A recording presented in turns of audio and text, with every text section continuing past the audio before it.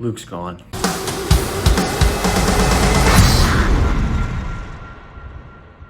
Greetings, my friends, the quick and the dead. We have much to discuss. There have been 2 weeks of the NFL season. Didn't put a video up last week because me and most of the gang were up in the mountains, but that doesn't matter. All that matters is we're back and we're still alive. School's out, ring that bell. We are looking great in Survivor Fantasy. We're sitting mid-pack week to week. Unfortunately means we're not getting any of the draft picks, but really not a problem when the worst player on my team is Scataboob and we're still chefing. No really new pickups off the waiver, no pickups out of the draft, but we're just clutching up week to week. Threw up like 111 last week and sitting pretty. As we're moving through, rip the guys that passed away. Lucas, CJ, rest in peace, your teams were garbage. But I'm calling this week, calling out, Adam, you're gone! If you couldn't tell from that intro, our boy Luke got eliminated the first week for the second year in a row. He's been doing this with us both years and still has not participated in a mid-season draft, which is very unfortunate. It's almost at the point where I would have rather lost than have him lose. Week 2, we said goodbye to our buddy CJ. That just shows you what happens if you don't draft running backs. He tried out Caleb Johnson and Austin Eckler, who happened to get injured in the middle of the game pretty early on. You knew he wasn't going to last very long. As for me, I love where my team is. If you heard me talk about it after the draft, I said our only hole is running back 2 with Javonte Williams.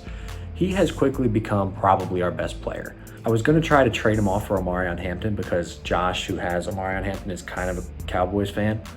I thought I could sell high on Javonte Williams and buy low on Omarion, but Omarion's struggling without Rashawn Slater. At least that's what I want to blame it on because I have him in Dynasty. And Javonte had a really solid stat line week 2, 18 carries, almost 100 yards against a strong Giants defensive line. After Luke was gone, we added the Bills defense. The Jets were all right for 1 week against the Steelers.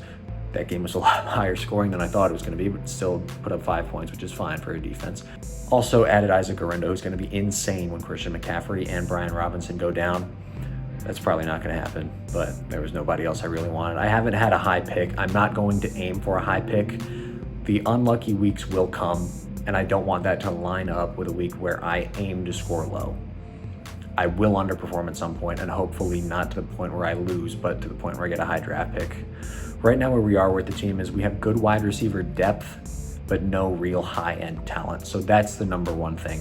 After that would be tight end. We've got Harold Fannin and Brenton Strange right now. Running backs are fine with Javonte Williams and Chase Brown. Not really looking to improve there, and obviously with Lamar, there's no reason to look to improve quarterback. Other things of note, Fink survived pretty handily without a quarterback through week 1. We messed around and let him get Tua and Mac Jones, so he gets to add that to his roster of strong skill position players. As far as who's going to get out this week, Nora's team got hit with the injury bug. Aaron Jones and Jaden Reed both out for this week. There's nothing on our bench that's that good, but anything can happen. Juice's team also looks a little shaky. He's also going the 0 running back route with Trevion Henderson and Brian Robinson Jr. As I mentioned, he's getting injured this week.